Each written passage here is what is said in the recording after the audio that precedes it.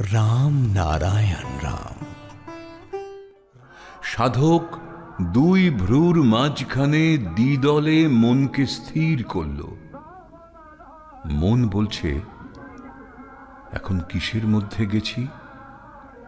মনটা সেখানে সাধারণত কি রকম?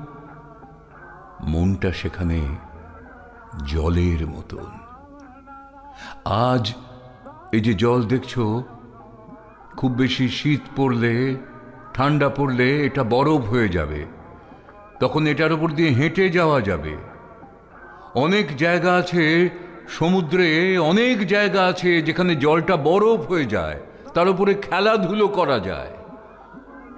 তখন আজ্ঞাচক্রে মনটা করে কি? সেখানে জমে যায়। ওখানে থাকলে মনটা জমে একেবারে বরফের মতো হয়ে যায়, সলিড হয়ে যায়। এখন জমে গেলে কি ফ্যাসাদ? তখন মনটা করে কি? জমে সেখানে ঠিক আজ্ঞাচক্রের ছাঁচে ছাঁচ হয়ে যায়। বিরাটের সুরে নিবিষ্ট হয়ে যায় মন। ছাঁচ আছে না, ক্ষীরের ছাঁচ, সন্দেশের ছাঁচ, অনেক রকমের ছাঁচ আছে। আজ্ঞাচক্রেরও ছাঁচ আছে। এই ছাঁচে মনটা যখন যায়, ছাঁচে পড়ে বেশ একটা কিছু হয়ে গেল।